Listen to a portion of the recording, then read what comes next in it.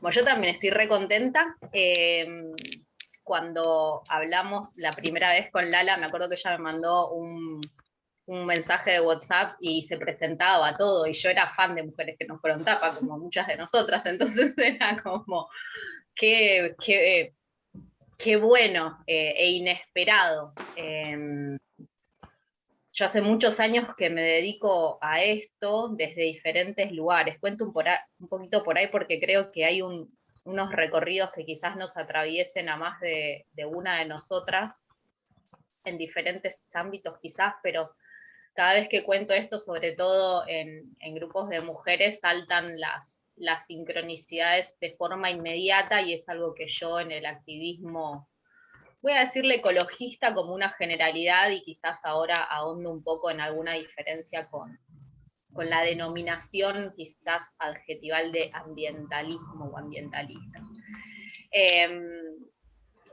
Decía que yo habité espacios vinculados a esto desde siempre. Si bien estudié ciencias políticas, un poco mi anhelo era ir a la ONU para firmar los grandes acuerdos que van a solucionar los grandes problemas del mundo, ¿no? Y en particular, en mi caso, lo que me atravesaba desde muy, muy, muy pequeña, quizás por un contacto con la naturaleza más cercano, de ir con la familia a acampar, o de mucho amor por los animales, pero me pegaba por ahí, ¿no? El querer estar en el barco salvando a las ballenas, porque aparte yo soy de Ciudad de Vita, y en Ciudad de Vita hay todavía unos grandes tanques de agua en donde Greenpeace a fines de los 80, a principios de los 90, entrenaba a su equipo de logística de escalada. Entonces yo era re chiquita y los veía ahí escalando y decía, yo quiero ir ahí al ballenero a luchar contra los japoneses que están arponeando ballenas.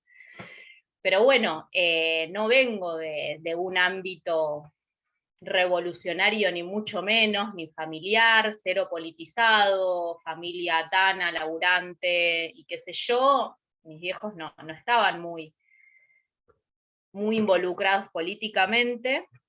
Y para mí un poco el acceso a por ahí dar una batalla más contundente era esa, la de las Naciones Unidas. Entonces nada, en la escuela, los modelos de Naciones Unidas, en la universidad, toda nerd.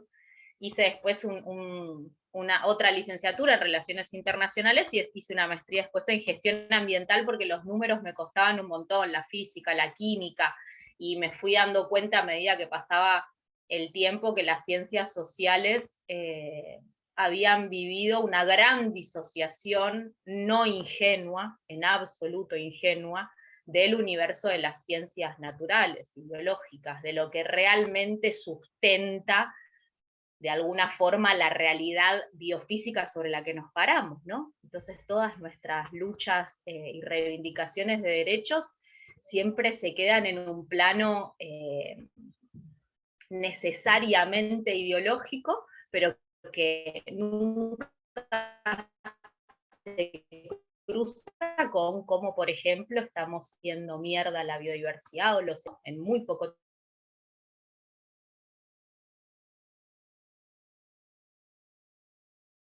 tiempo, sobre lo lejos que nos queda. Quizás la cuestión ambiental tiene mucho que ver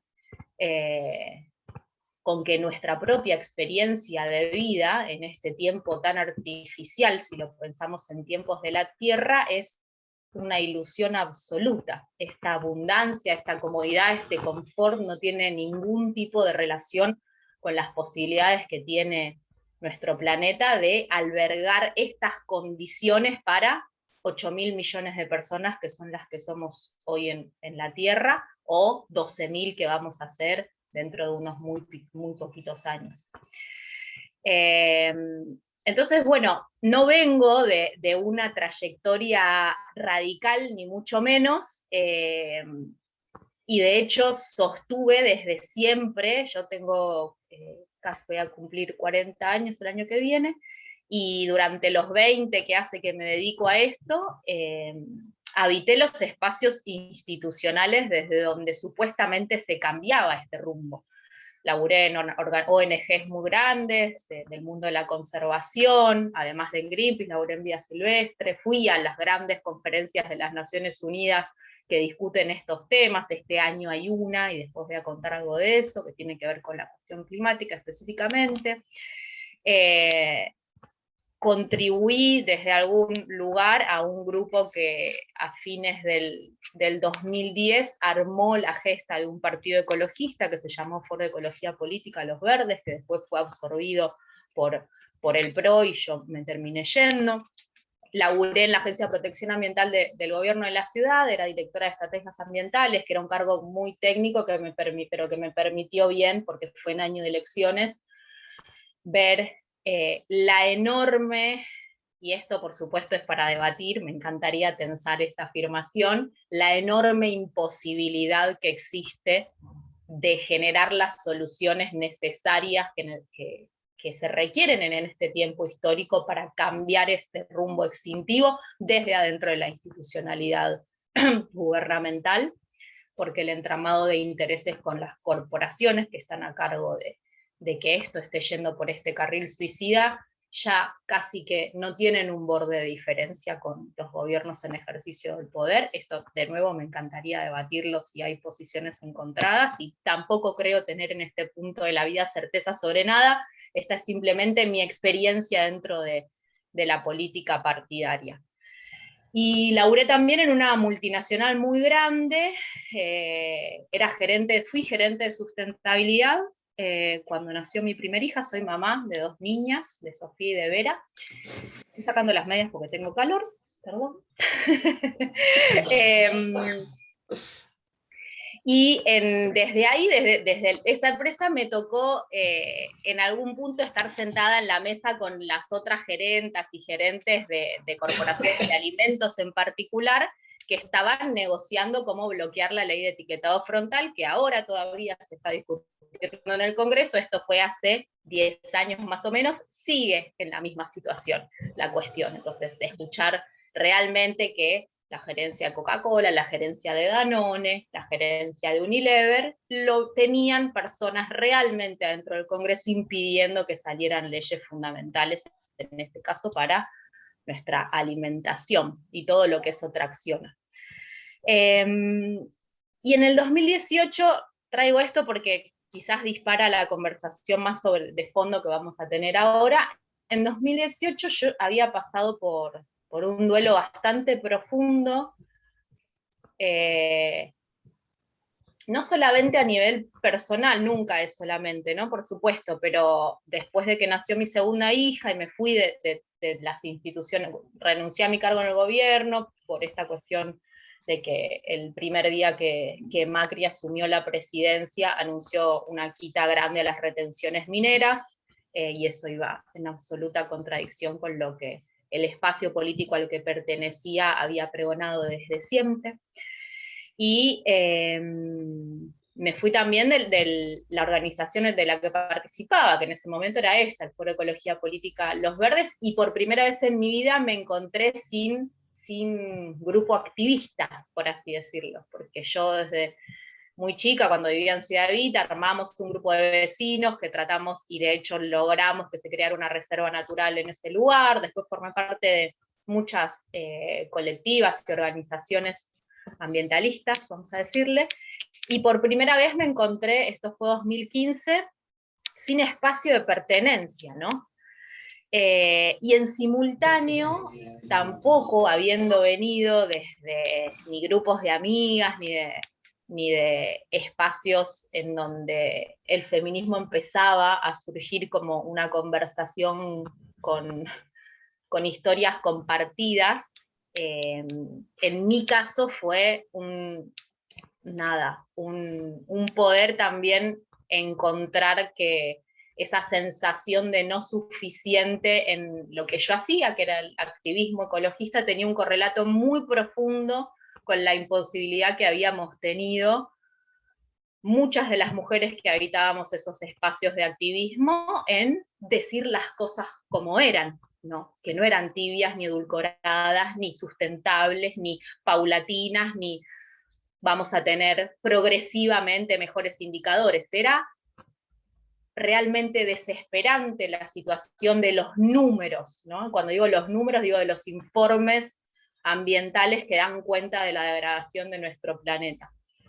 Y ahí empecé, yo ya había hecho yo soy vegetariana desde toda la vida, porque mi vieja lo era, pero bueno, me había acercado a organizaciones veganas, a pesar de no haber activado nunca en ellas, y un día, después de un par de años de este duelo, una amiga de una organización que se llama Boycott me manda un link a una nota de unos locos que estaban en Londres cortando todo con un bote rosa, yo qué sé, exigiéndole al gobierno británico, en ese caso, tomar medidas más radicales frente a la crisis climática.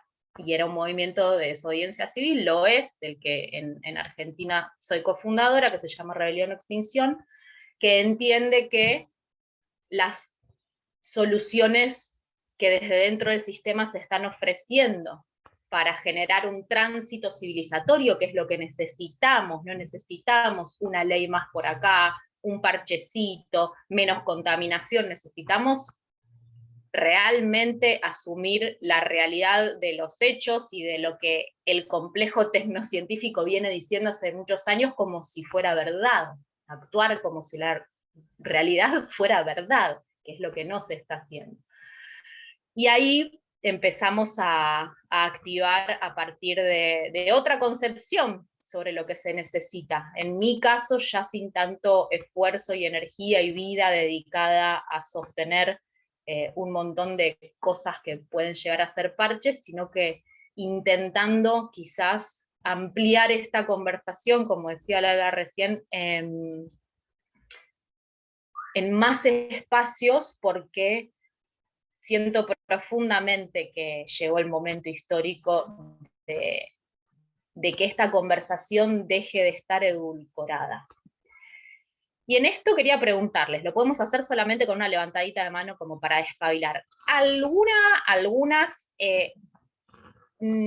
quisieran que haga una introducción sobre el contexto de crisis ecológica y climática, o sea, de hacerlo lo hago como tiro una batería de datos cortos y después pasamos por ahí a una conversación, pero quizás ya están recontra en tema. Adriana, ¿te interesaría que haga? Listo, Betina también, Ana, Flor, Judith, Mara, bárbaro. Bueno, joya. Vanessa, bueno. Bueno, vamos a hacer lo siguiente entonces. Y quería hacer un ofrecimiento también, que ni lo consulté con Lala, pero que lo dejo acá a disposición. Yo comparto mi libro en PDF con marcas de agua, no hay ningún problema. Si después quieren, me lo piden por mail y lo paso para quien no lo haya leído y tenga ganas. Digo, no hace falta comprarlo, ni que ganáramos plata escribiendo libros quienes escribimos libros.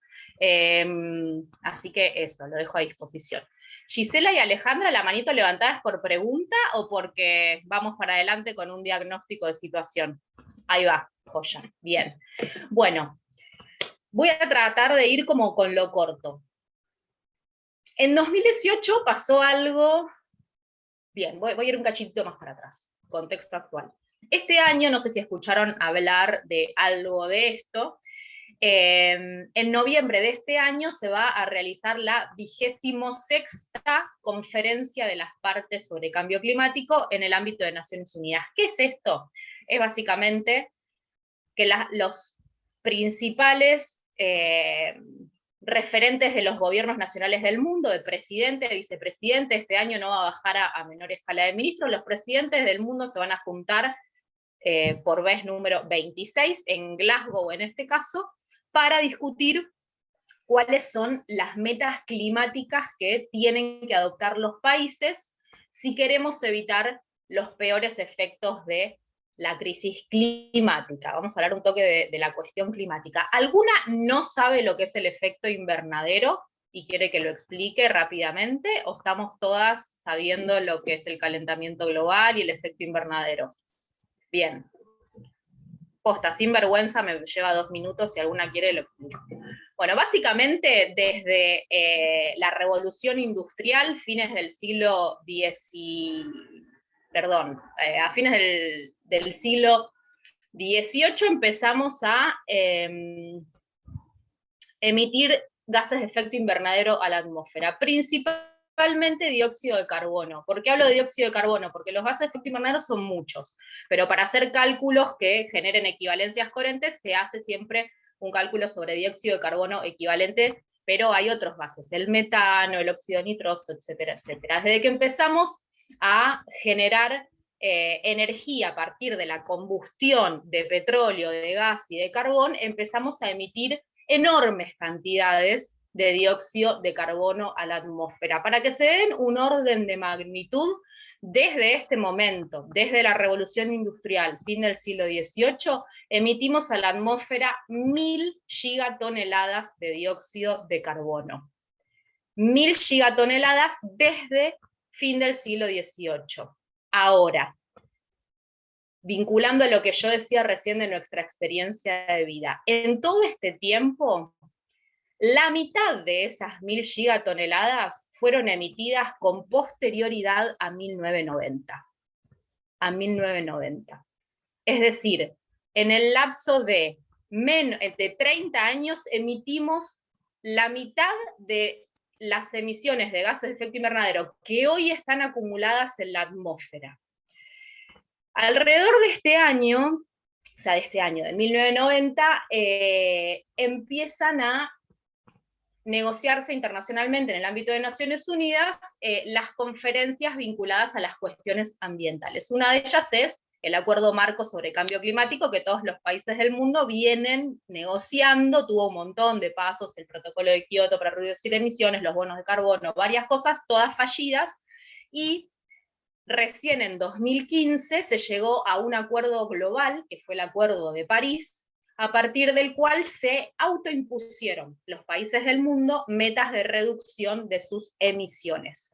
Acá me paro un toque y quiero aclarar algo. Cuando hablamos de reducir emisiones de gases de efecto invernadero, hoy, entendiendo que la estructura económica de producción de bienes del mundo se sostiene casi exclusivamente en la explotación de hidrocarburos, estamos hablando de que reducir emisiones es reducir economía.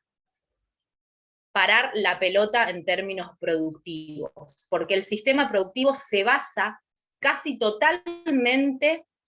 Por eso quienes hablan de estos temas, no es solamente el petróleo de nuestros autos, no es el petróleo del avión, no, es el petróleo de la medicina, el petróleo para producir alimentos, todos los anclajes productivos que hacen que nuestra vida se sostenga están basados en la combustión de petróleo, gas y otras fuentes de hidrocarburos. Entonces, hablar de reducir emisiones es hablar de reducir PBIs. Por eso la discusión se pone peluda cuando nos cruzamos con los economistas, porque las bases sobre las que se construyeron yo les digo, mitos fundacionales de la economía hegemónica son básicamente ¿no? El producir, producir, producir y el crecer de forma infinita. Aumentar porcentualmente el PBI tiene consecuencias exponenciales. Entonces hemos triplicado nuestra economía en el lapso de menos de una generación, y eso tiene consecuencias directas en el planeta y la atmósfera, porque la única forma de sostener estos niveles de crecimiento económico es aniquilando cuerpos y tierra. ¿Por qué digo cuerpos y tierra? Porque esta es una dupla inseparable. En todos los territorios en donde se asienta el extractivismo, se asienta también un modelo depredador de cuerpos de las comunidades que lo habitan. Y por supuesto, como no puede ser de otra manera, sobre todo de las mujeres que están a cargo de asegurar el bienestar de esas comunidades. Y hay ejemplos muy terribles que probablemente conozcan, pero voy a irme a algunos cercanos ocurriendo en Argentina hace pocos años. En Argentina, por ahí si vieron alguna cosa de las que yo digo, siempre hablo de la tríada extractivista, ¿no? De agronegocio, industria fósil y de megaminería. Quienes inauguraron la conversación alrededor de cómo el paquete tecnológico del glifosato estaba aniquilando a la biodiversidad, a los ecosistemas y a la salud, fueron las madres de una comunidad en Córdoba que se llama Ituzaingó Anexo, el barrio Ituzaingó Anexo, que se plantaron frente a lo que les estaba pasando a las infancias de ese barrio, frente a la fumigación con glifosato que había entrado en nuestro país en 1996, a partir de que ingresa la soja transgénica. Retomo la cuestión climática. En 2015 se firma este Acuerdo de París y los países del mundo dicen lo siguiente: si no queremos, y no queremos, que aumente más de 1.5 grados la temperatura global hacia fin de siglo respecto de los niveles preindustriales, ¿por qué 1.5 grados? Porque a partir de 1.5 grados los ecosistemas empiezan a comportar de forma impredecible. Entonces, procesos que aseguraban que, por ejemplo, hoy tengamos este té en mi heladera porque la planta de té dio hojas de té, en mi heladera no, perdón, en mi taza, los procesos ecosistémicos que habilitan, por ejemplo, que tengamos alimentos o disponibilidad de agua, empiezan a fallar si el clima se sostiene 1,5 grados más caliente que lo que venía siendo hacia fines de la era industrial. Hoy, para que se den una idea, eso ya está en 1.3 grados. 1.3. Entonces, alrededor del Acuerdo de París se gestó la meta climática de hacer todo lo posible por no superar un aumento de la temperatura global de 1.5 grados, haciendo todos los esfuerzos posibles por quedarnos debajo de 2. Ese es como un disclaimer adicional. Este año, esas metas del Acuerdo de París van a ser revisadas en Glasgow, que es lo que les contaba recién. Por eso, no sé si vieron algo, el viernes, que fue 24, se hicieron en el mundo un montón de marchas y huelgas climáticas para exigirle a los gobiernos mayor ambición en sus compromisos nacionalmente determinados, y ahora voy a explicar lo que son. Ahora, ¿qué dice como meta el Acuerdo de París? Dice que para el 2030, es decir, en menos de 9 años, deberíamos reducir nuestras emisiones de gases de efecto invernadero a la mitad. A la mitad. Y como decía antes, esto es llevar la economía mundial a la mitad, según el planteo que tiene hoy. Y en 2050, es decir, en menos de 30 años, ser carbono neutrales. ¿Qué quiere decir? Que en 2030, en 2050, acá a la vuelta, pasado mañana, no ninguna futura generación, nosotras vamos a estar vivas en ese momento. En 2050 tenemos que ser carbono neutrales, es decir, cada tonelada de dióxido de carbono que emitamos tiene que ser absorbida por una fuente o natural o de geoingeniería, que es la gran fantasía extraplanetaria de Elon Musk, que si quieren después lo hablamos. Esto, las implicancias que tiene esta meta no tienen ningún parangón en términos de esfuerzo global para cumplir algo. Nunca se buscó hacer algo así, excepto en una situación de guerra, de emergencia, en donde se reconvierte completamente la vida, incluso cívica, de un país para hacerle frente a una amenaza que está poniendo en riesgo la supervivencia. Esa es la dimensión de la emergencia en la que nos encontramos. Quería mostrarles un grafiquito. Bien, voy a compartir un toque pantalla para ejemplificar algo, ya que hablé del Acuerdo de París. No voy a hacer una presentación de muchos slides, nada, pero les voy a mostrar un gráfico solo. Bien. Lo que ven acá, el termómetro este, es el aumento de la temperatura global hacia fin de siglo, proyectado según varias cosas, ¿no? Esto es un gráfico del Climate Action Tracker, que es el CAT que leen acá, lo pueden después googlear, buscar, tiene un montón de información. Recién decíamos que esta línea de 1.5 Paris Agreement Goal es lo que se acordó. Acá está el 1, bueno, acá decía 1.1 en 2020, si no recuerdan, entre el año pasado y este año se prendió fuego buena parte del planeta, hasta ahora prendió fuego Siberia, California, se prendió fuego Grecia, en nuestro país el año pasado se incendiaron 1,5 millones de hectáreas, que no hubo ninguna provincia de Argentina que el año pasado no tuviera incendios, específicamente el Delta del Paraná fue el área más afectada, y se calcula que este verano va a ser atroz, porque hubo una sequía muy grande en el sudeste de la provincia de Buenos Aires, en la comarca andina, y ya se sabe que va a haber incendios forestales muy difíciles de controlar.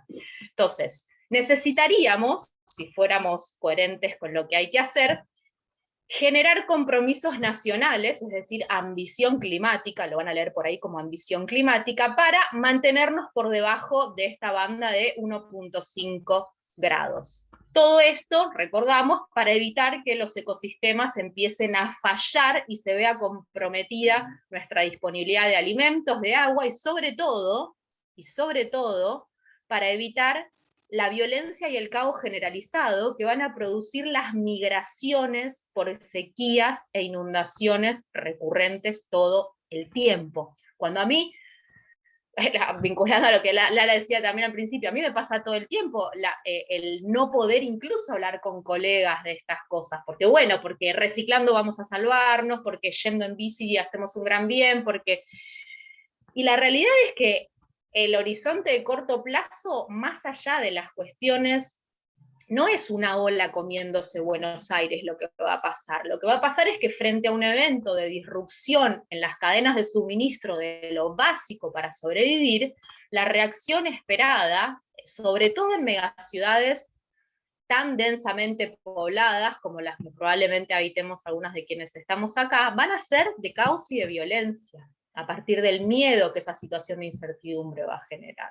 Cuando yo muchas veces hablo de colapso, no me estoy refiriendo a que el colapso signifique la extinción de todo lo conocido. Una situación de colapso es una situación o un proceso en donde el Estado, como garante de abastecernos de lo necesario para sobrevivir en condiciones reguladas por un contrato social o por leyes, deja de poder hacerlo.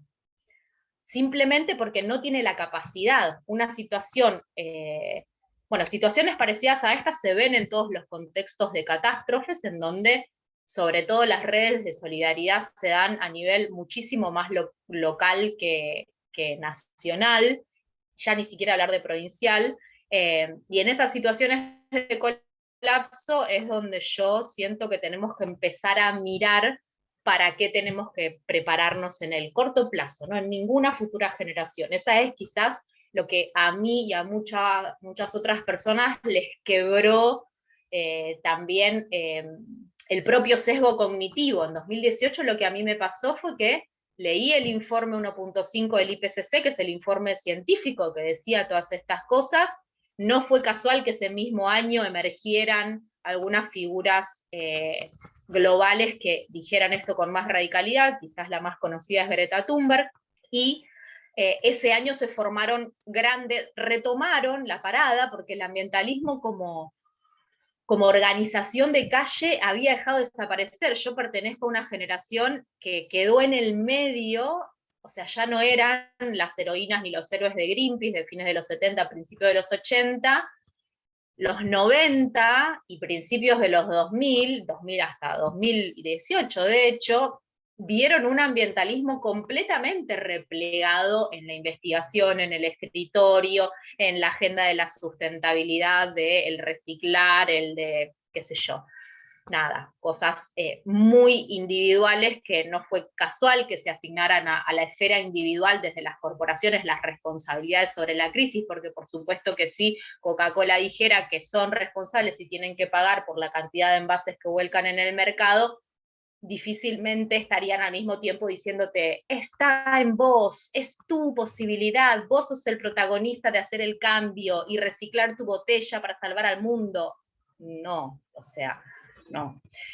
Bien, entonces, en ese lapso, en esos 20, 30 años, el ambientalismo se replegó su radicalidad y sus exigencias, y en 2018 renace con mucha fuerza, y durante poco tiempo, porque empezó la pandemia, retomando las calles y la agenda de exigirle a los gobiernos tomar acción climática. Entre 2018 y 2019, esto quizás acá no lo sabemos, pero a partir de la presión que ejerció Rebelión Extinction Rebellion, el nombre internacional, en Inglaterra, el gobierno inglés habilitó mecanismos de participación ciudadana directa para que las metas climáticas las pusiera la gente.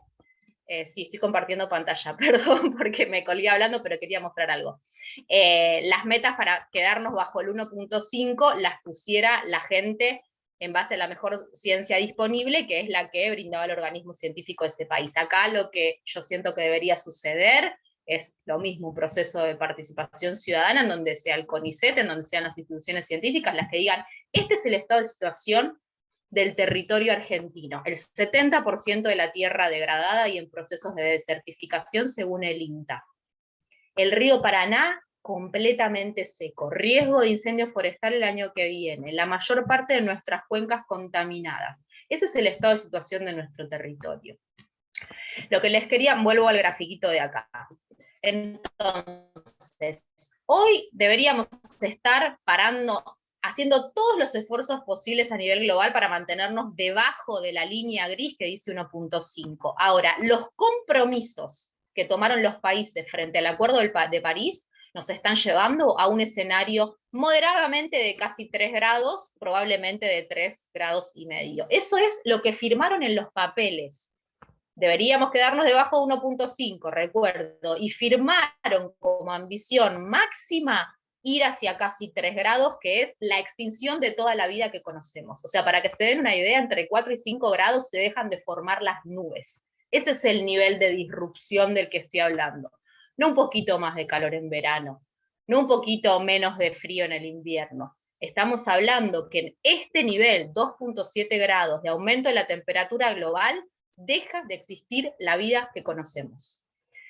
Y según las políticas actuales, ya ni siquiera lo de los papeles, el plano de la realidad es que estamos yendo sin escalas hacia un escenario de aumento de la temperatura global de 4 grados.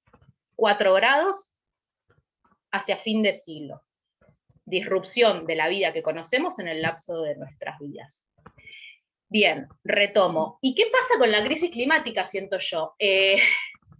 Montón de cosas físicas, geofísicas, un montón de data que podemos seguir ahondando, pero también a mí lo que me desafía profundamente en entender sociológicamente este proceso es el cómo puede ser, ¿no? Cómo puede ser que todo esto se sepa.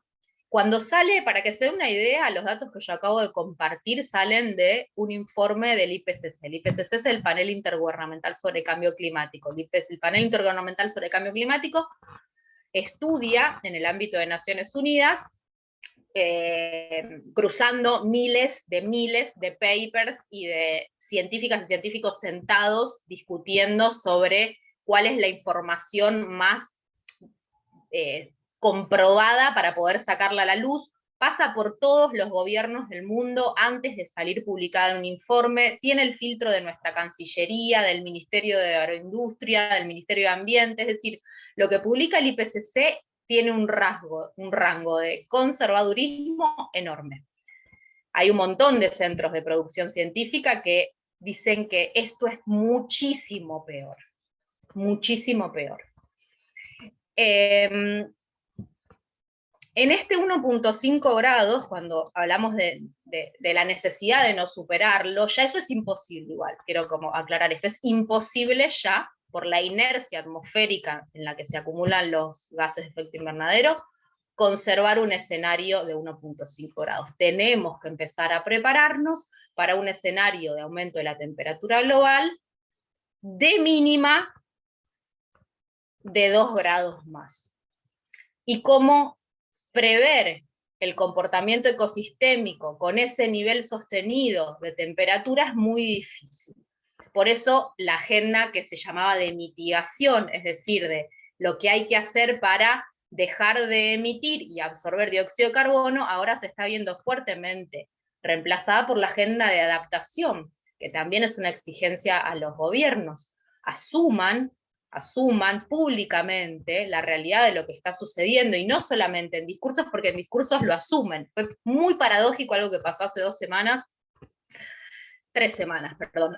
Hace 3 semanas se celebró acá en Argentina, fue anfitriona de una cumbre latinoamericana que se llamaba Camino a la COP26, Camino a Glasgow, qué sé yo, en donde el presidente dio un discurso muy sentido sobre la crisis climática, dijo todo lo que decimos nosotros, ¿no? Que estamos al horno, que hay que tomar medidas, que hay que qué sé yo.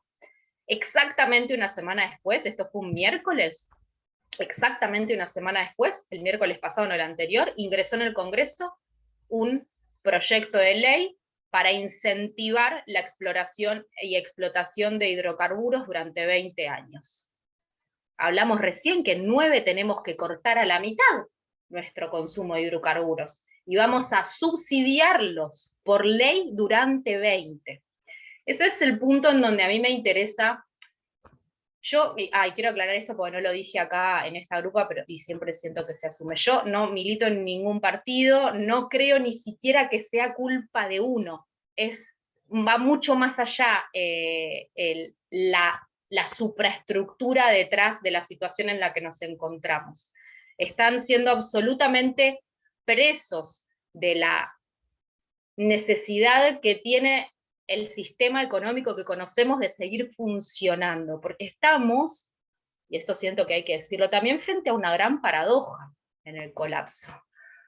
Si paramos la máquina económica sin haber atendido una transición social para que sea justa y no paguen los platos rotos, los mismos de siempre, si la paramos de cuajo, colapsamos socialmente. Ahora, y para salvar a la biodiversidad y a la tierra, ¿verdad? Ahora, si seguimos con la máquina, con el sistema económico funcionando para que no haya un colapso social disruptivo de un día para el otro, colapsan los ecosistemas en 3, 2, 1 pasado mañana. Entonces es colapso la ecuación, y cuanto menos tiempo tengamos, más dura y violenta va a ser. O sea, la demanda hoy es pedirle a los gobiernos, y al menos en los espacios en los que yo participo, con cada vez mayor radicalidad, inaugurar una conversación honesta y seria sobre la dimensión de la emergencia en la que nos encontramos, porque nos es muy natural, y retomo lo que decía antes y lo que también Lala decía al principio, yo creo que hay un nivel de complejidad enorme en acuerpar en nuestra cotidianeidad esta información por varios motivos, ¿no?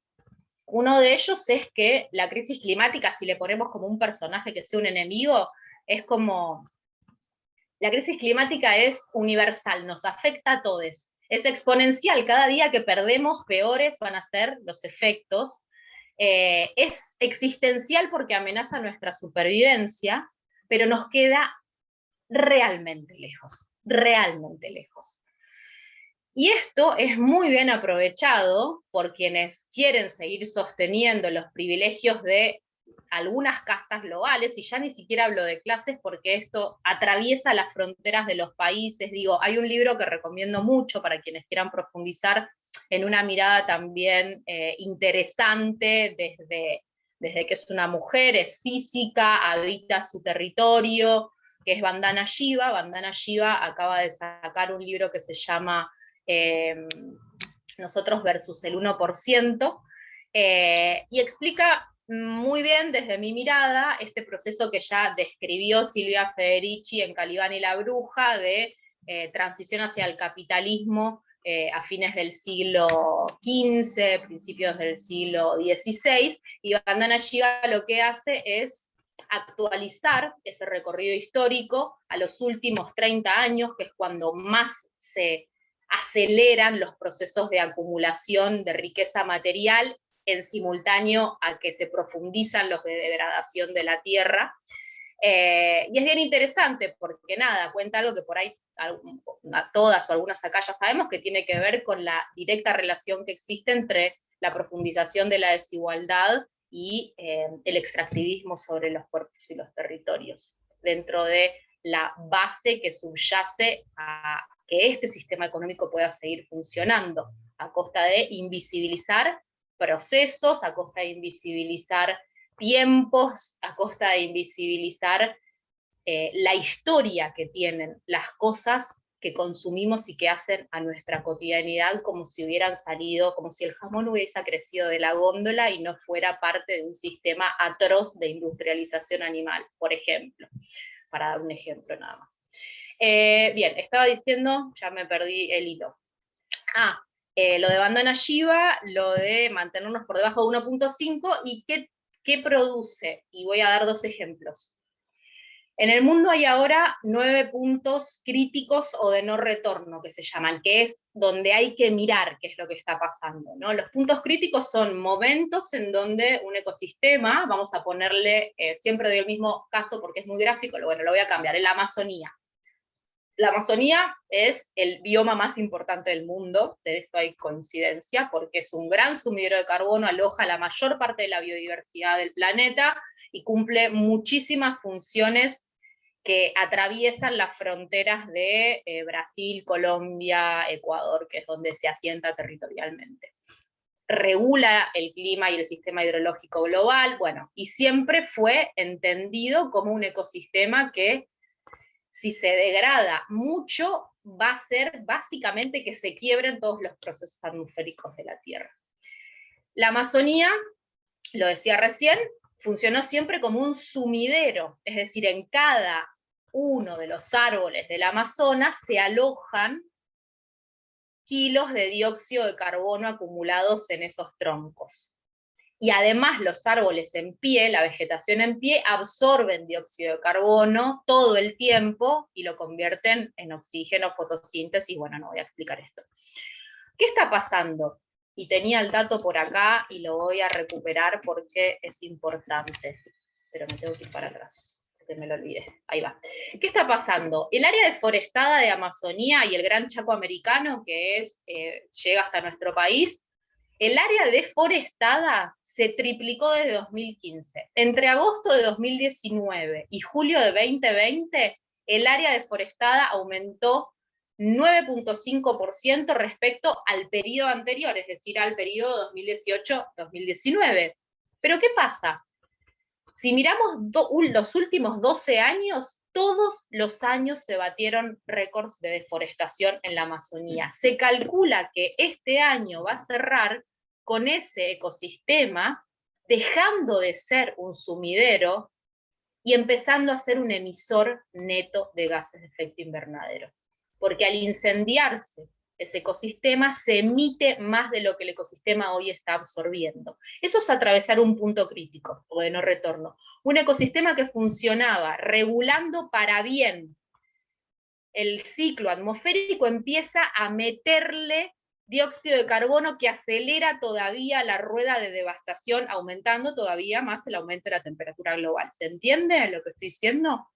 Atravesar los puntos críticos es que un ecosistema que funcionaba para bien empiece a funcionar para mal, echándole nafta al fuego. Estamos en otro momento igual con el permafrost. El permafrost es una capa de hielo que recubre buena parte del hemisferio norte y que aloja debajo mucha materia orgánica acumulada por millones de años. Esta capa de hielo tiene dos funciones dentro del ciclo climático. La primera es, como es blanca, ocurre algo que se llama efecto albedo, que es refractar la luz solar manteniendo fría esa superficie. Eso ahora mismo y desde hace un mes está prendido fuego Siberia. Por supuesto, la información no llega, la información está, este es otro gran debate, información hay un montón, ahora cómo cala en nuestra cotidianidad es muy difícil de comprender o no, pero Siberia está al horno, Putin está dejando que se prenda fuego todo, muchas teorías detrás de eso, una de ellas es que Siberia va a ser un área muy beneficiada por el derretimiento del permafrost, porque van a tener más áreas de cultivo y más áreas para explotación de hidrocarburos, o sea que le sirve mucho a él en su mirada de nada, algo más arquetípico que Putin no se me ocurre, pero bueno, en la mirada de Putin eso es algo copado. Ahora se está derritiendo el permafrost. Aceleradísimamente, se está derritiendo 90 años antes de lo que los científicos habían calculado, dejando grandes extensiones de tierra y de masa orgánica en descomposición en contacto con la atmósfera. ¿Qué pasa cuando toda esta masa orgánica queda en contacto con la atmósfera? Empieza a liberar metano. El metano es un gas de efecto invernadero hasta 54 veces más intensivo en su poder de calentamiento que el dióxido de carbono. Entonces, ese ecosistema que conservaba buena parte de la Tierra fría está empezando a inyectarle metano a la atmósfera, acelerando todavía más el calentamiento global. Por eso todos estos pronósticos que yo dije recién, por ejemplo, el IPCC no contempla las emisiones de metano, por ejemplo, en ese cálculo. Con lo cual, el aumento que proyecta el IPCC es muy inferior al que realmente está ocurriendo porque no entró en la calculadora de la contabilidad creativa de las Naciones Unidas. Bien, estoy hablando hace una hora. Si les parece, habilitamos preguntas. Y no dije nada sobre la crisis ecológica, voy a tirar 3 datos. El año pasado salió el informe del hermano del IPCC, que es el IPBES, el Panel Intergubernamental sobre Biodiversidad y Ecosistemas, que le sacó una foto a la Tierra y dijo lo siguiente: durante los últimos 40 años exterminamos, durante los últimos 40 años se degradó el 75% de la Tierra, el 66% de los océanos y los cuerpos de agua del mundo, y otro informe, por eso dije perdón, porque no fue el IPBES, sino el informe Planeta Vivo, dio cuenta de cuál es el estado del tamaño de las poblaciones de vertebrados, como muestra. O sea, el índice Planeta Vivo, que lo hace el WWF, una organización, la del Pandita, viene traqueando el tamaño de las poblaciones de vertebrados desde 1974, si mal no recuerdo. En ese periodo, a la fecha, el tamaño de las poblaciones de vertebrados terrestres se redujo 2/3. En particular, en nuestra región, en América Latina, Abya Yala, el tamaño de las poblaciones de los vertebrados terrestres se redujo un 94%. 94, no 12, 13, 94. Esto no quiere decir que se extinguieron el 94%, no, que el tamaño de las poblaciones se redujo en ese porcentaje. El riesgo hoy cierto de extinción de especies es de 1 millón en los próximos 20 años. Hay especies que hasta el año pasado o hace 2 años tenían posibilidades de supervivencia. Hace 2 años, no sé si se acuerdan, los incendios de Australia extinguieron técnicamente al koala. ¿Qué quiere decir técnicamente? Que la cantidad de koalas que quedaron después de los incendios no son suficientes para asegurar una diversidad en su ciclo reproductivo que les asegure la supervivencia. O sea, el koala está técnicamente extinto. Ya, ahora, pasó de un año para el otro, de un incendio para otro. Lo mismo está pasando en miles de especies que no conocemos, que se están llevando puestos los incendios de Amazonas, ni hablar acá en nuestro país. Me callo. Y si quieren pasamos a preguntas o intercambios. Bueno, y ahora las buenas noticias. No, era un chiste.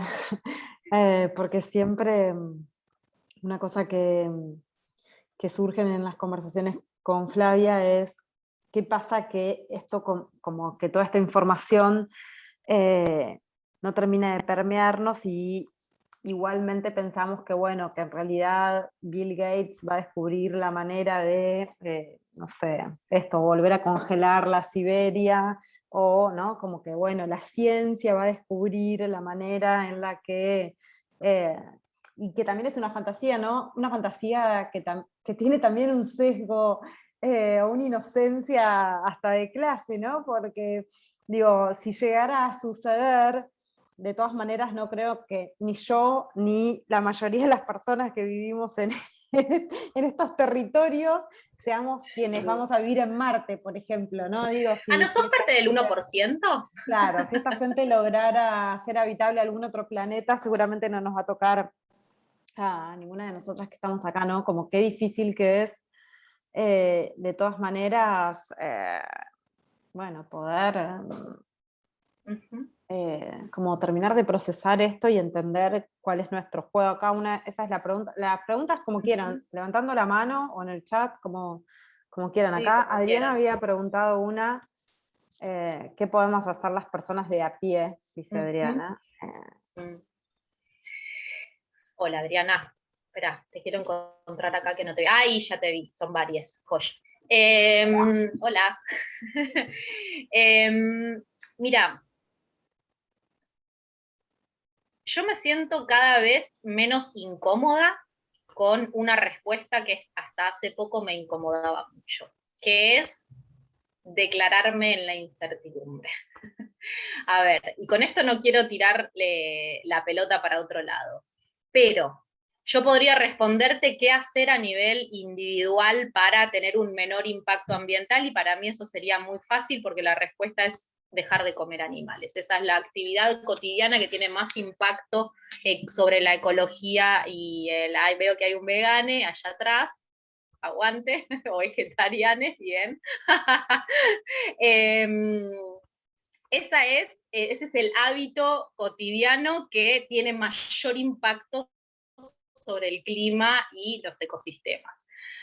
Pero también me quedaría muy tranquila restringiendo a la decisión individual algo que no va a hacer que se tuerza el curso de la historia. Por otro lado, podría decirte, bueno, venite a hacer la rebelión que creo que es necesaria que suceda, porque creo que es necesario que suceda eso, que haya un levantamiento ciudadano masivo, global y simultáneo, que le diga a los gobiernos, esto se termina ahora. Ahora, eso cada vez creo menos. Si me lo preguntabas hace 3 años, decía, sí, vamos a organizarnos y yo qué sé. Ahora digo, la historia tiene mucho para enseñar sobre eso y va a ser cuando las condiciones sean las apropiadas. Ahora, dicho esto, ¿cómo se crean esas condiciones apropiadas hoy con el enorme cerco informativo que existe alrededor de este tema, con los tipos que dices que nos van a salvar, que contribuyen todavía más al negacionismo, y sobre todo con el quiebre cognitivo que nos produce leer? No me acuerdo cuando salió hace un par de semanas el último informe del IPCC, los medios hegemónicos de Argentina lo pusieron en tapa, todo, pero al lado iba la noticia de, no sé, Maradona ya se había muerto, no sé, alguna otra cosa de esas. Entonces era el mismo nivel de prioridad, tipo, el planeta se va a explotar, pero bueno, no sé qué, Masterchef al lado, yo qué sé. Entonces, claro, se nos vuela, se nos quiebra la mente, no podemos incluso asumir que nadie nos está cuidando, porque hemos delegado completamente nuestra autonomía y somos profundamente vulnerables. No sabemos hacer nada de lo que va a haber que saber hacer en el corto plazo. El otro día me pasaban un videito de un flaco, estaba medio teatralizado, bardeando a su maestra porque le decía que él no sabía hacer que crezcan papas de la tierra. Yo sé hacer un Zoom con Turquía y no sé qué, y no puedo hacer que salgan papas de la tierra. Y era como muy simbólico sobre la realidad de a dónde nos han llevado el sistema de opresión institucional, también invisibilizando aptitudes que hoy deberíamos tener para sostener lo básico, ¿no? Entonces, en esto de poder generar o contribuir desde el rol que sea, generar las condiciones para que al menos esto no sea tan desconocido, para que yo no tenga que, no digo yo porque tocó yo, pero para que esta sea una conversión que no esté relegada a nichos académicos. A mí me vuelve loca que mis colegas, el 80% de mis colegas, sigan escribiendo papers en sus escritorios, cuando ya está todo dicho, y conversan entre ellos, y publican, y el set de soluciones, y la verdad es que ya es todo dicho. Entonces, seguir profundizando en animarse a ampliar esta conversación, para mí es la tarea que más a mano tenemos, una de las más valientes, porque no te van a mirar con buena cara al principio tus amigues, ¿no? Es como, uy, no, otra vez está pesada con yo qué sé, pero también, qué sé yo, esto de inspirar la gente a mí me parece interesante. Yo cada vez creo menos que vayamos a poder forzarla. Esto no quita que que haya que bardearla de vez en cuando. Después les quiero mostrar algo que hicimos el viernes, que no mueve la aguja, pero que digo, también anima a ver que tenemos que tomar las riendas de nuestro destino real, porque el Estado niega esta situación. Este Estado, todos los Estados, digo, no estoy personificando, la niegan para sostener hasta último momento la ilusión capitalista cuando ya deberíamos estar compostándola. para que nazca otra cosa nueva. Así que bueno, para mí es como, bueno, si me decís individual, me quedo como el consumo de animales. Si nos vamos a lo súper colectivo, participar en organizaciones, para mí desde ya, sí, siempre, y un cotidiano intermedio es ampliar esta conversación con nuestros amigos, con nuestros circuitos, y sostenerla, bancarla ahí, porque es muy incómodo, pero es necesario. Bueno, espero haber ayudado algo. Estaba Irina con la mano levantada. Hola Flavia, ¿cómo estás? Hola. Primero decirte que sos una referenta para mí zarpada, porque yo también estudio ciencia política. Para mí es una referenta politóloga que esté metida en estos temas de zarpado, porque bueno, no somos muchos todavía. Yo vivo en Rosario, milito en la multisectorial por los humedales. Ahí va, grandes amigues. Sí, y en realidad mi pregunta tal vez te llevo un poco a lo académico, pero yo estoy atravesando el proceso de tesis, arrancándolo, y me interesa todo lo que son movimientos socioambientales. Bueno, quiero escribir sobre la multisectorial de acá, obviamente. Y preguntarte un poco, vos hoy hablaste de esto, de la historia de los movimientos ambientalistas, por ponerle este nombre, ¿no? Y de este paso entre una cuestión más activista a lo académico, y ahora tal vez una vuelta a estos activismos que es súper reciente. Yo lo veo, digo, yo intento militar en lo ambiental desde hace mucho, y en las marchas no iba nadie, y en el último año pudimos ser 5.000 cortando el puente Rosario Victoria, que fue una locura. Digo, es como que se vio ahora, lo vi yo. Y preguntarte un poco tu mirada sobre esa historia, esa transición, incluso si tenés algo de, digo, bibliografía sugerida, si existe algo, porque me reinteresa y bueno, me sirve para la tesis, obviamente. Así que si tenés cualquier cosa para sugerir. Bien, súper interesante. ¿Decís en Argentina o en términos globales? Y lo que haya, porque bueno, hasta ahora lo único que encuentro son notas periodísticas, así como muy por encima, como nada muy contundente, digamos. Bien. No hay mucho, la verdad. En ese sentido, recomendar bibliografía, podría recomendarte a nivel global, sí. Hay un libro que se llama, un libro de Andrew Dobson, que es Historia Verde, Historia Política Verde, pero es como muy generalista y un poco reproduce esto que yo acabo de decir, que hubo un momento entre los 90, principios de los 2000, en donde se replegó la radicalidad de las grandes organizaciones, Greenpeace a la cabeza, y en donde no existe históricamente a nivel urbano un ambientalismo de calle. Eso yo creo que es el gran quiebre post-2018, ¿no? Que los nuevos movimientos socioambientales urbanos salen a la calle a partir de la agenda climática como troncal, pero empiezan también a tomar contacto con otros espacios de resistencia históricos. Digo, esa fue mi propia experiencia. Yo tomo contacto con la realidad del agronegocio en Argentina a partir de esos años en donde estuve, que contaba recién, de duelo. Hice consultoría, sobre todo hice consultoría para municipios, para gobiernos locales que estaban tratando de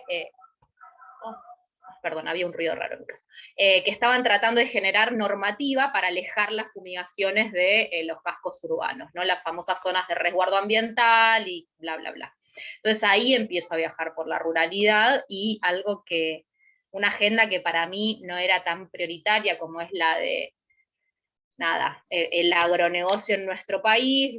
La industrialización animal sí me interpelaba ya, pero en términos personales, pero rápidamente me di cuenta que era la peor de las realidades en la Argentina, la extensión de la frontera agropecuaria a pulso de transgénicos y fumigaciones, y todos esos espacios de resistencia existen desde hace un montón, ¿no? La resistencia antiminera, la resistencia en las asambleas de los pueblos fumigados, pero estaban en una disociación muy grande de los ambientalismos urbanos. Y de hecho todavía ese es un proceso que siento que estamos atravesando, ¿no? Yo creo que Rosario, ¿nosotras nos vimos cuando yo fui el año pasado a Rosario? No. Justo yo no estaba. Justo no estaba y bueno, me lo perdí. Ahí va. El año pasado fue muy zarpado lo que yo vi en Rosario, porque nada, bueno, vos lo sabés, vivís ahí con el nivel de complejidad que tiene, el nivel de enorme complejidad que tiene construir colectivas con ese nivel de diversidad. Yo creo que sucedió porque se estaban prendiendo fuego desde hace un montón de meses. Entonces ahí es donde estas características que yo citaba de por qué no le hacemos frente a la crisis climática, de que queda lejos, empezó a quedar menos lejos.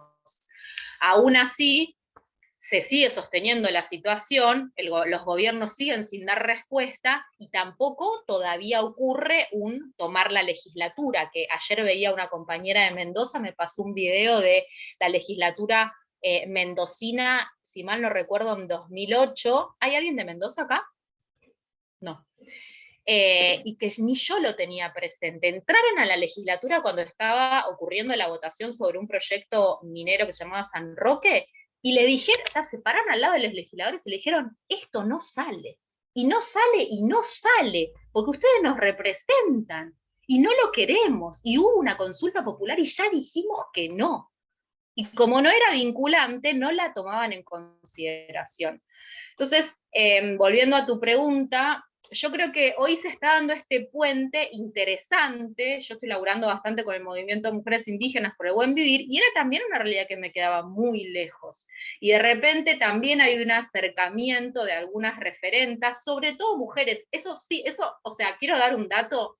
En cada marcha, en cada movilización, en cada organización socioambiental, 70% somos mujeres y disidencias, 70%, ¿no? Como 70 para arriba, o sea, eso ocurre en todos lados.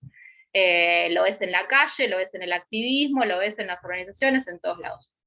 Y yo creo que sí, que cierto tinte también de radicalidad se lo aportaron algunos de los feminismos que estuvieron en la calle durante todo el proceso de legalización del aborto, que también empezaron a militar. Ahora, en ese sentido, falta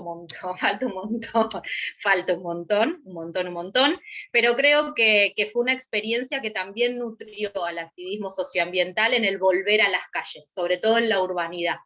Y hoy está dando ese puente de territorio, reclamo urbano, nuevos conceptos, nuevas epistemologías. Ahí te recomiendo mucho ver lo que están diciendo, lo que está diciendo Moira Millán sobre el concepto de terricidio, todo lo que ella incluye en esas definiciones. Es bien interesante, es una frontera muy interesante alrededor de este tema. Bibliografía para decirte, igual después si querés escribirme un mail y vemos como más esas posibles fuentes y lo peloteamos, pero a priori no se me ocurre como nada más formal. Buenísimo, gracias. No, de nada. ¿Alguien más que tenga una pregunta? Si no, pregunto yo. Aprovechen. Hay alguien más, Flor. Flor. Hola. ¿Nos conocemos? Claro que sí, claro que sí. No te había visto tu nombre, pero no te había visto. ¿Qué haces, Flor? Y nos conocemos de mi vida trabajo, corporativa me conoce Flor. Exactamente. Soy licenciada en Ciencias Ambientales, trabajo en esto hace también 20 años, tengo 40. Y nada, un poco, a ver, tengo una pregunta, Fla, pero quiero compartir un poco lo que vivo yo. Es una mierda trabajar, o sea, es una mierda, porque realmente es como que nunca logras nada. Suscribo todo lo que compartiste hoy, y nada, es como re difícil y es súper agotador y desgastante, ¿viste? Porque decís, bueno, hago un poquito, y vas por acá y decís, bueno, no, por acá estoy como pegando parches todo el tiempo, bueno, voy por allá y sigo pegando parches, y es muy, muy agotador, pero bueno, nada, es como remarla en dulce de leche y tratar de hacer algo bueno dentro de las posibilidades acotadas que tenemos en todo este contexto. Pero te quería preguntar, pedir en realidad puntualmente si puedes contar algo sobre cómo va el tema del acuerdo porcino, porque el otro día compartieron en la fundación donde yo trabajo que se hizo una audiencia pública autoconvocada, que es hiper interesante, no sé si... La organicé yo. La organizaste vos, ok, pues me parecía como que sí. Entre otras personas, pero sí. Pero claro, me parece hiper interesante que el Estado no dé el espacio que corresponde que tengamos y que las organizaciones activistas tomen ese espacio y lo pongan a disposición. Entonces, no pude participar, pero sí lo recontracelebro.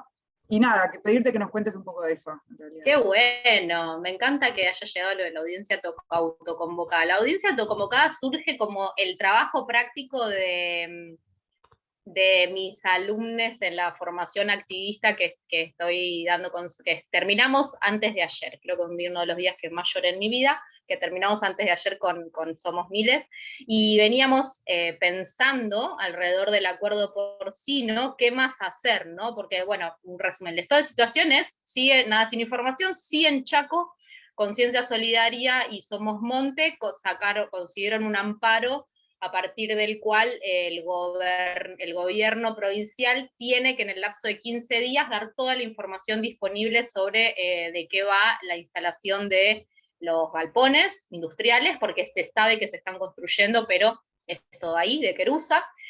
En términos nacionales delegaron la responsabilidad sobre la provincia, a pesar de que el financiamiento y las negociaciones diplomáticas se hacen desde la Cancillería a través del embajador argentino en China, que es Sabino Baca-Narvaja, con lo cual, y bueno, y con todo el cambio de gabinete, perfecto para lavarse las manos. Me contó un periodista amigo que me encontré el viernes que se está yendo a Chaco porque tiene una punta, el mismo periodista que levantó este tema cuando hablamos la primera vez, que tiene varias puntas de los lugares donde se están ya construyendo las granjas, pero bueno, ahí adentro del acuerdo había muchas cosas que todavía no habían terminado de negociarse y que no se supieron. Por ejemplo, y esto es oficial, que la instalación de las factorías incluía la radicación del personal en nuestro país, personal desde China, que iba a ser el que trabajara en las granjas.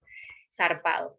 Y voy a hacer estos días un vivo con una investigadora del CONICET, que es doctora en ciencias bioquímicas, no me acuerdo si era bioquímicas o biológicas, que está estudiando el reemplazo de la heparina, que es una sustancia que se extrae de los intestinos de los cerdos y que constituye el principal, yo de esto voy a decirlo por arriba porque no soy especialista, que constituye el principal insumo médico en todas las operaciones porque es un anticoagulante, y que se extrae mayormente de los intestinos de los cerdos. Entonces, lo que me plantea este investigador del CONICET es que no estamos viendo, los activistas, que este negociado no es solo los cerdos para exportar por la carne, sino que China abastece el 70% del mercado mundial de heparina para su comercialización a través de laboratorios. Y que existe un reemplazo basado en plantas que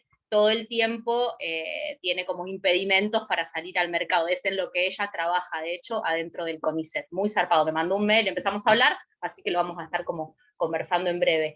Así que bueno, está como ahí el tema del acuerdo. Tenemos un montón, yo tengo en mi mail un montón de pedidos de acceso a la información pública que la gente me fue pasando, pero el Estado no dio ninguna respuesta oficial.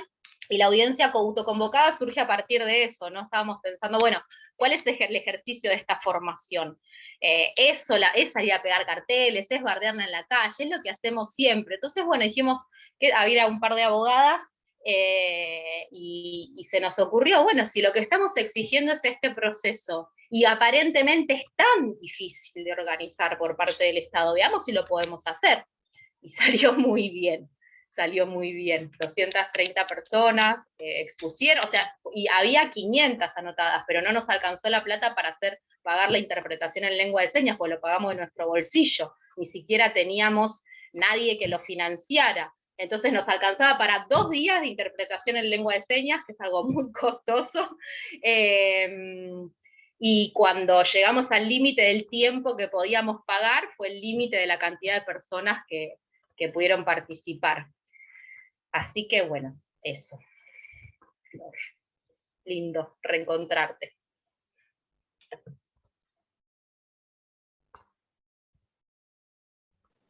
Hay una mano levantada Nati. y también había una pregunta después en el chat. Sí, Nati, dale. Perdón, no escuché que me habían, no escuché mi nombre. Bueno, la verdad, increíble y terrible todo lo que contás, Flavia. Yo estaba más o menos al tanto, pero no tan al tanto, y es terrible todo. Sí. Te quería hacer una pregunta que te va a llevar de nuevo a la academia, perdón, pero yo también estoy escribiendo la tesis y medio que ocupa tu vida. Entonces, ¿Medio que qué? bueno, Perdón. que ocupa tu vida. Entonces, como que solo todo lo puedo pensar en los términos de mi tesis en este momento. Así que, Claro. bueno, perdón. Pero vos al principio mencionaste que no era inocente que las personas que estudiamos ciencias sociales o humanidades no manejemos lenguaje científico, no manejemos datos científicos y nos resulten como muy herméticos, no podamos acceder fácilmente a ellos. Y me gustaría que lo desarrollaras un poco. Yo trabajo con artes, ¿no? Soy licenciada en letras, trabajo con literatura, y una pregunta que me estoy haciendo ahora con la tesis es, trabajo con un género que se llama New Nature Writing, que son escritores que escriben sobre la naturaleza. Y una pregunta que me hago es, ¿por qué el arte no puede generar una reacción política? ¿Por qué queda en lo leemos, lloramos, nos angustiamos y no hacemos nada? Entonces, me interesa.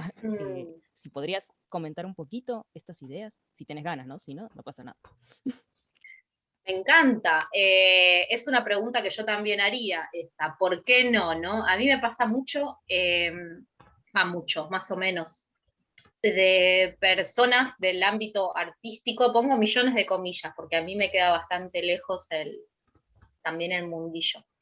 Pero actrices, artistas plásticos, músiques, que me escriben re preocupados por Instagram, no, sí, qué sé yo, no sé qué, y después si yo hago bastantes capacitaciones en estos espacios de onda para ver si hay algo que quiebra y que rompe la inercia.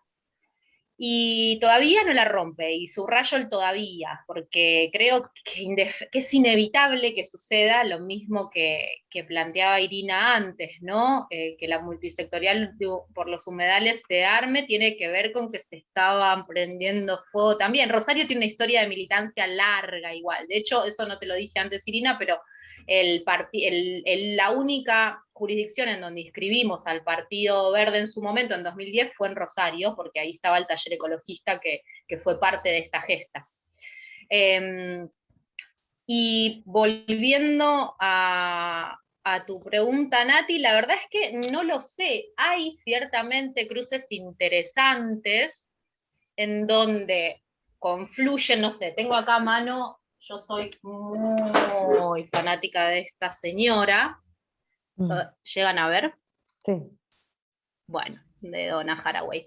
Entonces, y bueno, es alguien que labura mucho en esa intersección y además es activista. Entonces, me parece como un cruce interesante. Y yo creo que hay menos salida a la acción de la que podría existir por,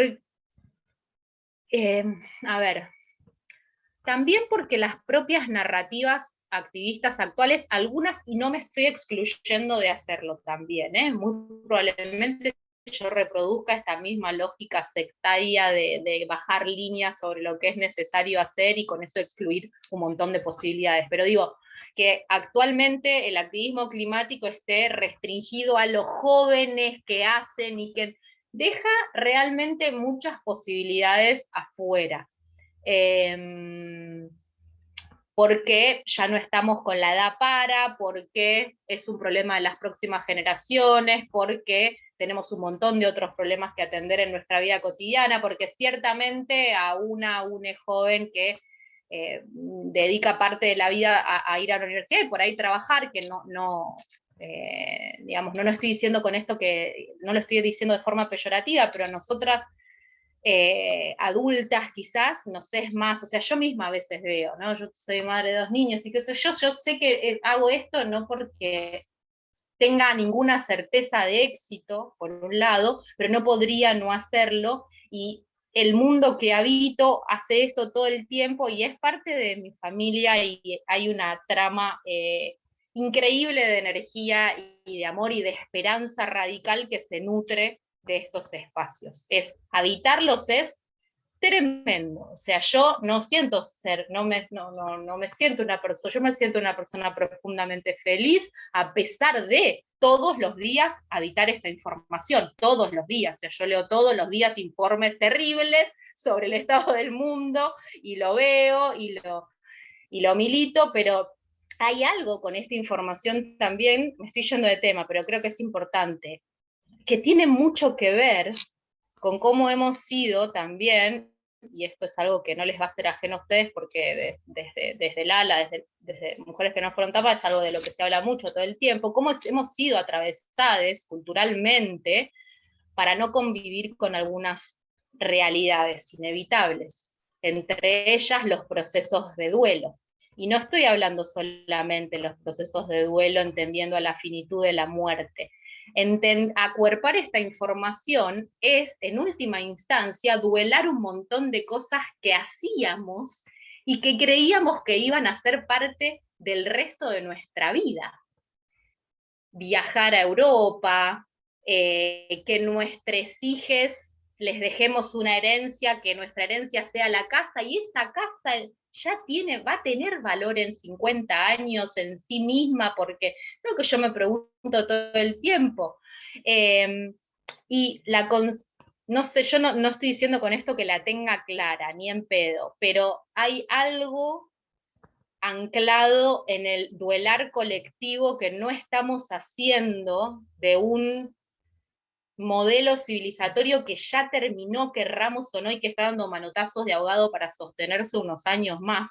La civilización termoindustrial, desde lo empírico, desde lo fáctico, terminó, porque llegamos al pico del petróleo, porque no da más el clima, por un montón de razones. Después les voy a recomendar un libro muy interesante que se llama El hundimiento o el colapso, que es de Pablo Servigné y Rafael Stephens, que cruza todas las variables empíricas por las cuales estamos ya atravesando el colapso de esta civilización. Y una serie también que se llama El colapso, que la recomiendo mucho.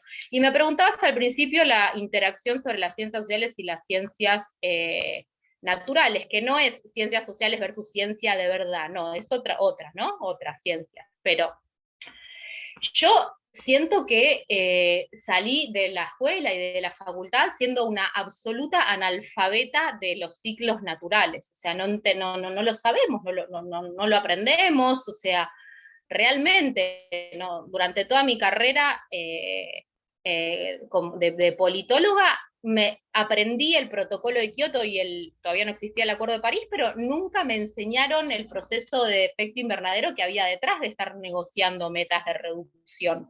O sea, cuando yo empecé la maestría y me encontré con las fórmulas químicas, casi me muero.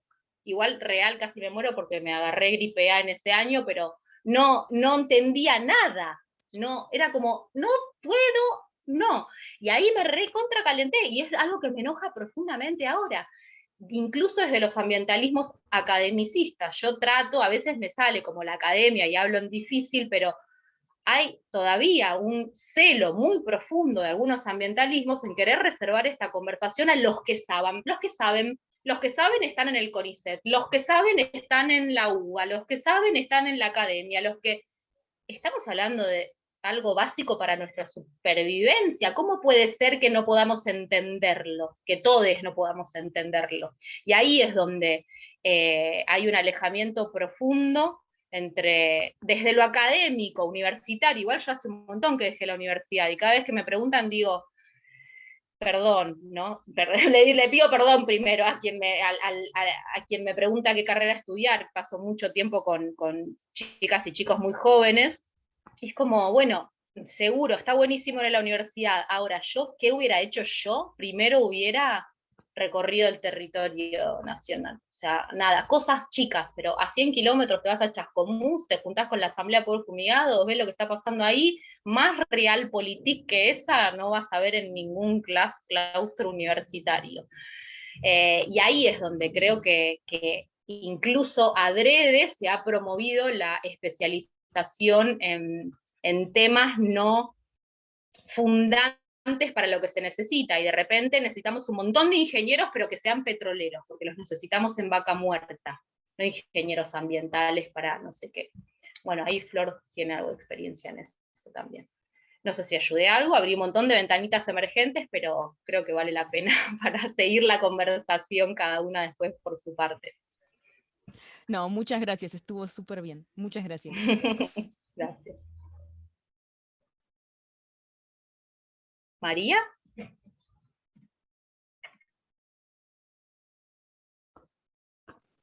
Hola.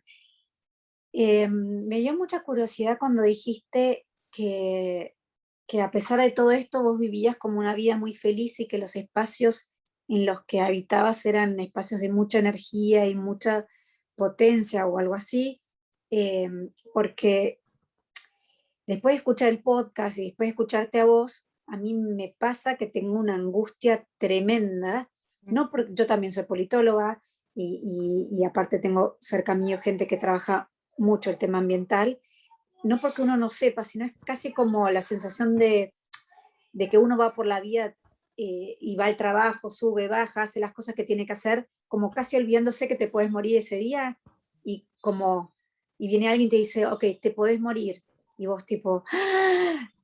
Como lo que vos decís es como ese recordatorio de, ok, no, sí, nos vamos a extinguir, como, y me angustia, y entonces me pregunto, bueno, cuando hagamos cerrar el Zoom, ¿qué cosas son esas cosas que hacen que te sientas bien y que sientas que igual hay como una esperanza y que está bueno? O sea, sí, un poco lo que dijo Lara, bueno, ahora contanos algo bueno, Flavia, porque es como la angustia, ¿no? No, digo, porque dijiste que vivías una existencia feliz, que no eras como, no sé, Nietzsche hecha persona en el 2021. Eso, ¿cómo no ser Nietzsche, digamos? Qué zarpado. Gracias, María, re interesante. Tampoco voy a hacer apología de mi optimismo, ni a palos, no estoy siempre feliz y siempre radiante y con esperanza. Sí, a mí, y esto es como lo digo muy en serio, hay algo detrás de la construcción colectiva en estos espacios de resistencia, voy a ponerle el gran título de activistas, que me lleva, no sé, ahora cuando terminemos esta, yo ahora a las 9 tengo una reunión con mis compis de Rebelión en Extinción para hacer como una reflexión sobre lo que hicimos el viernes, que el viernes pintamos el Congreso de Verde. Entonces vamos a tener una reunión para ver qué pasó con eso, si sí o si no, fue como una acción que nos tenía muy nerviosas y muy nerviosos porque era probable que nos arrestaran y yo qué sé. Hay algo que regenera mucho en el pasar a la acción, y el pasar a la acción en esto no es solamente el hábito individual, sino el poder hacer. Hay algo que es para mí una fórmula mágica, en mí funciona, que es además meter las manos en la tierra, como sea, plantando, yo me la paso plantando árboles, o sea, en mí funciona de una forma muy esperanzadora, porque a pesar de todo esto, yo confío plenamente que la tierra se va a regenerar. No creo en absoluto que vayamos a matar todo lo bueno y bello que hay acá. Lo que a mí me motiva para quizás hacer las cosas que hago durante los últimos años es no poder vivir con la conciencia de saber que todos estos tipos lo saben y lo están haciendo a propósito, sabiendo que un montón de gente y otras formas de vida van a sufrir tanto en el proceso y están sufriendo tanto. Y desde ese lugar, esta angustia y esta desesperación y esta desesperanza, hay algo muy particular, la palabra esperanza viene de esperar también, esperar a que algo pase. Cuando dejamos de esperar que alguien o algo nos solucione algo, también hay un potencial enorme de tomar realmente las riendas dentro de lo que las posibilidades de contexto permiten. Queremos hacer con la única decisión que podemos tomar es que tiene que ver con qué hacer con el tiempo que tenemos, ¿no?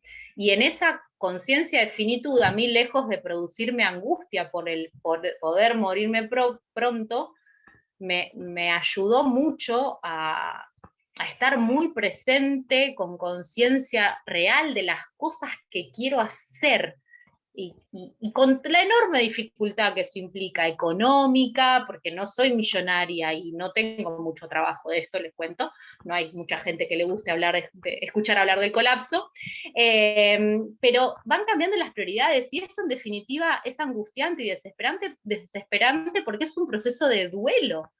Pero si el proceso de duelo, y si hemos tenido algún duelo en nuestra vida, vamos a ese momento en el que salimos de una buena vez de la angustia, el dolor y la desesperación, hay un cambio tan grande de perspectiva sobre lo prioritario, sobre nuestro rol en el mundo y lo que el mundo implica para nosotros, que al menos en mí hoy está jugando así, ¿no? No sé si va a jugar así en 5, en 10 años, no lo estoy asegurando, ni en pedo tengo la fórmula mágica.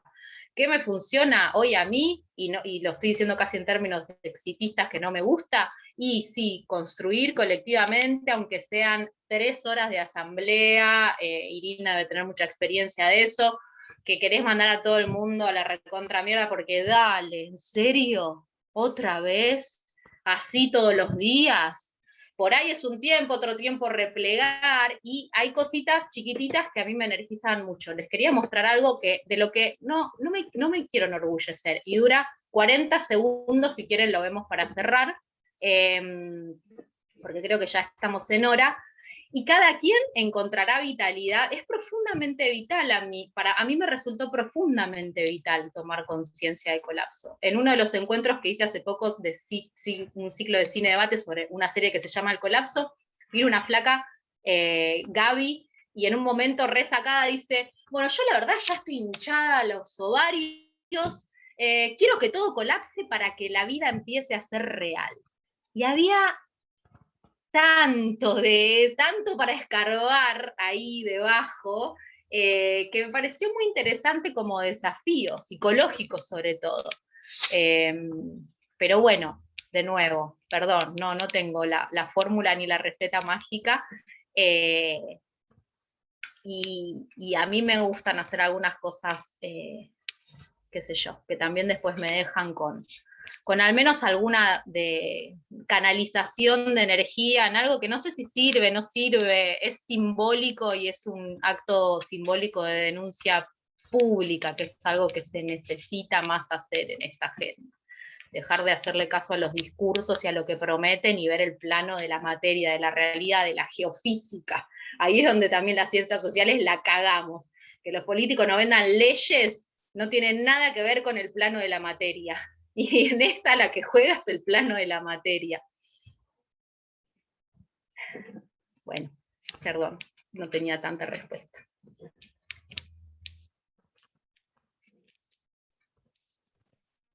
La última, que por ahí tenés algo para tirar acá, que Flor preguntó acá en el chat, que me pareció una buena pregunta, es si querés recomendar alguna organización para involucrarse, además de la tuya, como algunas, cómo distinguir entre estas que son tipo greenwash y las que, bueno, ¿no?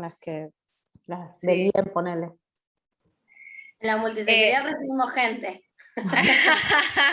No sé dónde viví, Flor. ¿Dónde viví? Acá en Cava, ¿no? Acá en Capital. Sí, bien. En Cava vive Flor. Bueno, incluso en Cava a nivel barrial o común hay diferentes espacios. También depende la que te sientas, ¿no? Porque yo formo parte de una organización que hacemos acción directa no violenta, entonces por ahí no te resulta divertido eso, no sé, pintar el edificio de Bayer. Y después, a mí, yo lo que miraría, como siempre, es como dice Bifo Berardi, desandar la cadena de beneficiarios, ¿no? Como qué resultado tiene. No quiero con esto denostar a ninguna de las organizaciones porque creo que muchas somos necesarias, pero estamos en un peligrosísimo proceso de partidización de los movimientos socioambientales. Peligrosísimo. Y no digo con esto que sea un peligro involucrarse político partidariamente. Lo que estoy diciendo es que de la vara de exigencias que teníamos en 2018 lo vi el viernes. El viernes había más gente de partidos políticos que activistas autoconvocados en la marcha. ¿Está mal? No, no está mal. Ahora, hay una correlación desde mi mirada directa entre que aumentó la presencia partidaria en la movilización de calle, más en este contexto electoral, y bajó la participación de la ciudadana, el ciudadano no partidizado. Eso el viernes estuvo clarísimo. En la marcha del 2018 éramos el doble de activistas autoconvocados que el viernes. Y eso es peligrosísimo, ¿no? Para mí. Sobre todo si la partidización de movimientos se da sin el sostener una agenda de lo necesario y se termina negociando al mismo nivel de prioridad una ley de electrificación del transporte público que una ley de humedales que no sale desde hace 16 años, y bueno, pero nos dieron esta y esta no. Y bueno, no es la misma prioridad.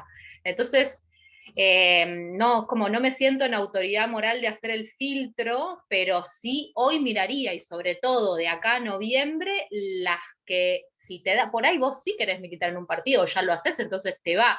Si es como más al plano de la materia, las que no están haciendo campaña electoral, qué sé yo, pero tampoco, ¿viste? Tengo como la respuesta. Y las que yo creo que buscan sacudir el sistema son las que están ancladas en territorio, sin dudas, sin dudas, sin dudas, porque lo vienen haciendo desde hace un montón. Desde hace un montón, pero bueno, estando en Cava entiendo que, y hay muchas organizaciones que necesitan ayuda en otras cosas, ¿no? Por ejemplo, el Movimiento de Mujeres Indígenas por el Buen Vivir siempre está necesitando ayuda con temas de redes sociales, de gestionar temas más administrativos para los que ellas no tienen capacidad. No sé, hoy hablaba con Moira Millar, yo me voy la semana que viene a Patagonia, que le lleve algo que tiene en la casa, ¿viste? Y es como, las que más necesitan ayuda son las de base, las de base. Cuanta menos estructura, infraestructura, mejor les viene la ayuda. Bueno, te vamos a liberar así descansás un poquito antes de tu reunión de las 9 de la noche. Muchas gracias, infinitas gracias por estar acá, enseñándonos, compartiendo tus saberes y bueno, contagiando un poco también de eso que vos tenés y que también es re necesario. Así que muchas gracias, para mí siempre un placer. Espero que todas lo hayan disfrutado y bueno, sí. Te mandamos un beso re grande. Gracias, Lala, y a todas. Adiós, que descanses. Muchas gracias. Que tengan linda noche. Chau. Gracias. Gracias. Y al resto nos vemos el mes que viene en el próximo encuentro que ya les va a llegar con el newsletter, y a las que no las veo el jueves y a las que no las veo otro de estos días, miércoles o jueves. Así que bueno, gracias a todas por estar acá sosteniendo el espacio, compartiendo, por las preguntas y las inquietudes, y bueno, nos seguimos pensando, y también obvio que pueden proponer personas, temas para los encuentros de socias, que siempre es bienvenido. Así que bueno, chicas, abrazo grande a todas y nos vemos, con los que no nos vemos pronto, nos vemos en un mes. Nos vemos, adiós. Chao.